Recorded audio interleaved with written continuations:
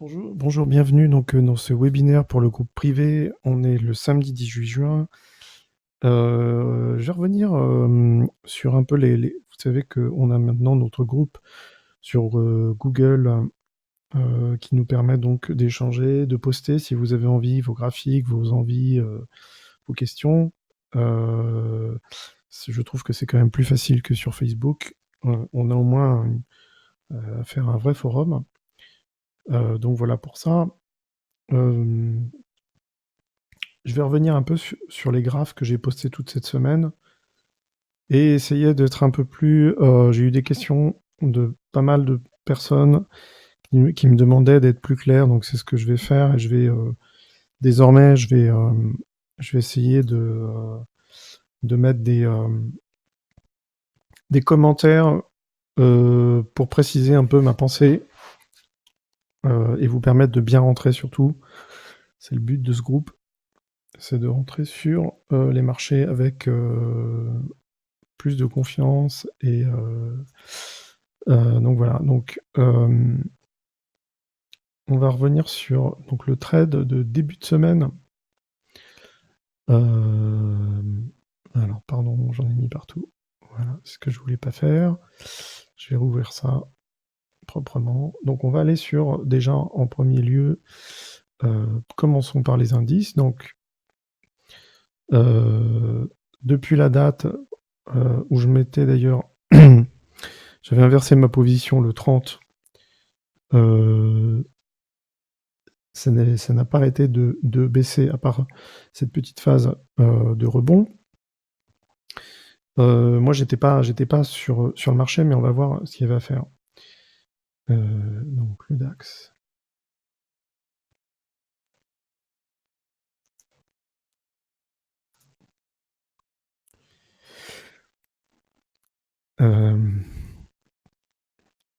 Donc, on va avoir le 22 qui va être une date importante.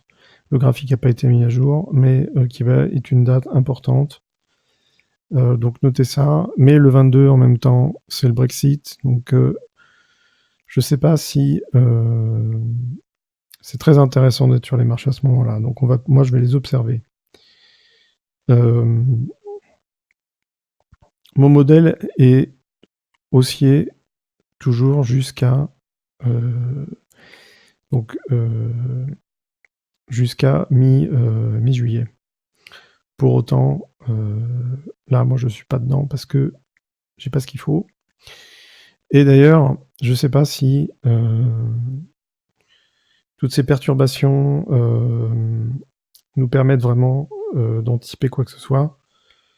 Je pense que la semaine prochaine, on va avoir vraiment des mouvements compliqués, donc évitez de vous mettre en face des indices, privilégiés plutôt le Forex. On va aller voir en détail.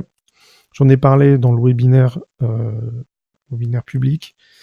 Ce que j'avais identifié et ce que je vous avais envoyé sur le groupe, donc le fameux ABCD sur le SP et sur le DAX d'ailleurs, ce mouvement-là. Alors, est-ce que c'est ça que j'avais envoyé? Voilà, ce que j'avais envoyé donc le 16 pour vous prévenir que on avait ici sur le point D une zone d'achat. Donc on est passé de 9550 par là à quasiment, je vais le mesurer comme ça, ça sera plus sérieux. Donc on est passé de là à ici, ce qui fait quand même 140-150 points. Donc on pouvait mettre, quand on a AB, CD, on attend que ça se stabilise. Là, je suis sur du H4. On peut descendre sur les horaires, les unités de temps inférieures, je veux dire. Et par exemple, sur la deuxième bougie, on voyait que il y avait un mouvement qui s'initiait. Donc, mettre un stop sous les plus bas et acheter. Et voilà. On a un deuxième point que après j'ai identifié, qui était les 1,618 de ce dernier mouvement. Vous pouviez très bien acheter ici avec un stop sous les plus bas. C'était jouable. Surtout quand vous voyez une grande bougie comme ça qui ramasse le marché. Vous pouvez vous mettre à l'achat sur la deuxième. Donc ça, je l'avais pas donné, mais c'était jouable. Bon, enfin, moi, je suis pas rentré dedans, je vous ai pas dit d'acheter à ce moment-là, mais vous pouviez le faire quand j'envoie un graphe avec ABCD, quand vous voyez D, en général, c'est le point de fin de mouvement. C'est ce que j'ai fait sur le SP500.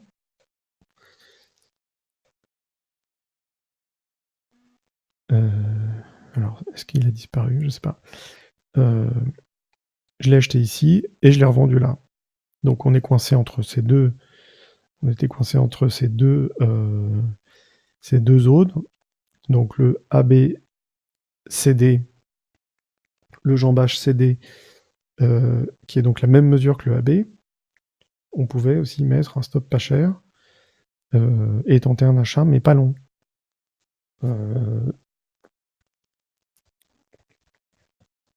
Ou si vous étiez à la vente, c'était le moment de sortir.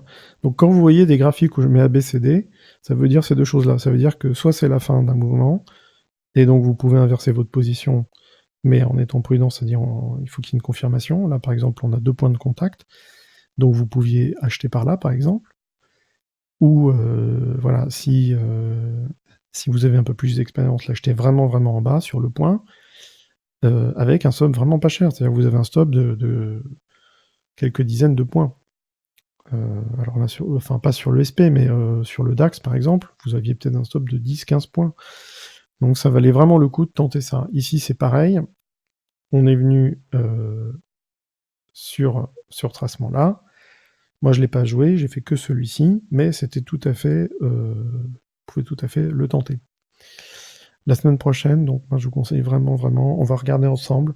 C'est pareil, j'enverrai un peu tous les jours, comme je le fais, des graphes, et je vous dirai ce qu'on peut faire, mais je vous conseille vraiment, vraiment d'être super prudent sur les indices. Les paires en GBP, tout ça, l'euro-dollar, vaut mieux éviter. On va avoir, moi je vais privilégier par exemple le silver si vous voulez tenter quelque chose. On va arriver bientôt sur ce point-là, mais à mon avis, on n'est pas assez bien arrêté. Donc j'ai besoin de quelque chose de franc. On est en H4.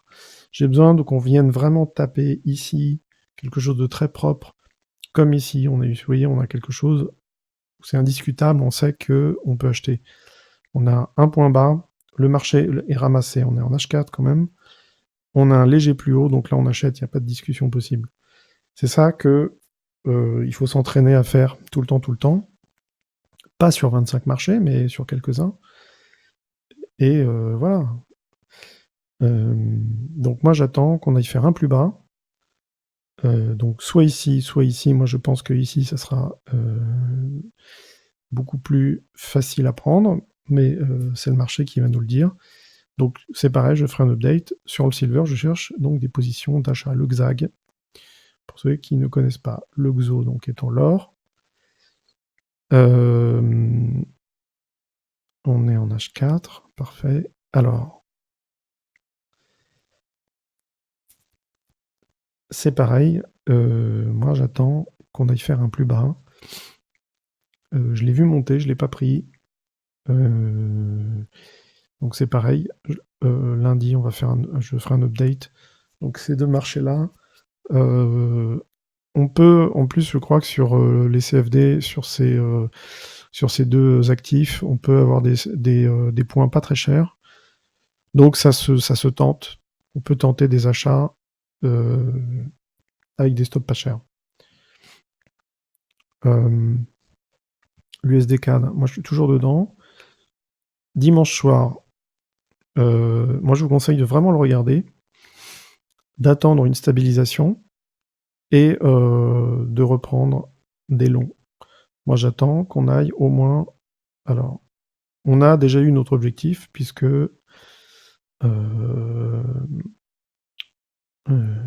on est allé sur... alors, je ne sais pas si le flux va me le permettre.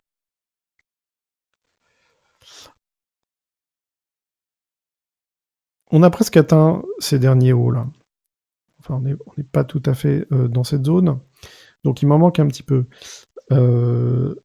Mais moi, j'attends qu'on revienne sur les 1,3450, donc c'est beaucoup plus haut. Alors, si le flux le permet, je vais vous dire pourquoi j'attends ça. Ça correspond à un dernier tracement. Bon, on va pas le voir. Il faudrait que j'aille en daily, mais malheureusement, FXCM est fermé, là, donc j'aurai pas le flux. Voilà, moi j'attends qu'on aille vraiment beaucoup plus haut. Donc, quand on rentre sur ces marchés-là, ces paires-là, c'est pas bien compliqué. Quand votre position est gagnante, au bout de 50 pips, 40 pips, vous mettez vos stops à 0 et vous fermez vos écrans. Et en principe, il peut rien vous arriver. Alors, sauf évidemment catastrophe, mais en principe, tout va bien. Donc, mettez vos stops régulièrement à 0. Moi, c'est ce que je fais très régulièrement. Ça m'arrive de me faire sortir, mais au moins, je sors sans perte. Donc là, moi, je vais essayer de re-rentrer à nouveau, on va voir. Et je vous le dirai d'ailleurs. Donc l'USD-CAD à surveiller dès lundi, dimanche soir, si votre broker est ouvert. NZD-USD, c'est la même chose.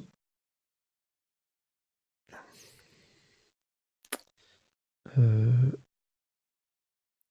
pourquoi il m'a mis là? Je ne sais pas. Voilà, NZD-USD, je suis à la vente.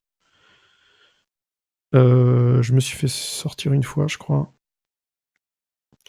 à 0. Et j'attends qu'on aille vraiment beaucoup plus bas. Je vous donnerai les take profit. Le premier take profit, on l'a déjà fait. C'était je vous l'avais marqué d'ailleurs. Donc quand j'envoie un graphique comme ça, donc NZD-USD, voilà ce que vous aviez vu dans le groupe ou par mail, je ne me souviens plus.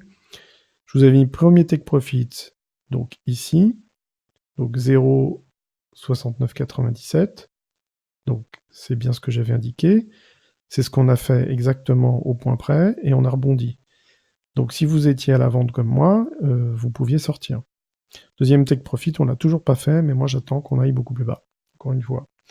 Ça ne veut pas dire que le marché ne peut pas aller faire éventuellement un deuxième top ici, et puis après repartir. L'OCCAD, je vais revenir dedans à l'achat. Je vous dirai quand il faut le surveiller. Donc ça fera partie aussi, ça fera l'objet d'un post sur le groupe. Et on a autre chose, l'USDJPY, qui m'énerve un petit peu parce que j'aimerais vraiment qu'on ait un arrêt franc, quelque chose qui nous permette de le racheter. Donc là, pour l'instant, ça risque de rester comme ça un petit moment. Donc, vous devez quand même avoir... Voilà, vous avez au moins 4 marchés différents. Il y a déjà de quoi faire. L'euro-dollar, c'est pareil, on va pas... Moi, je vais le surveiller, mais je vais pas y toucher du tout. Vous voyez, on a des mouvements beaucoup trop compliqués. Donc, on va attendre un petit peu. Si vous avez des questions sur le groupe, avec plaisir. Et puis, on va se retrouver donc... je vais peut-être faire maintenant des vidéos un peu tous les jours, des toutes petites vidéos de quelques minutes sur chaque marché. Je vais voir un peu. Ça peut être aussi sympa. Ça me prend autant de temps que de faire un graphique finalement. Donc voilà, peut-être que si vous avez le temps, ça peut être aussi bien. Ça permet aussi d'expliquer mieux les choses.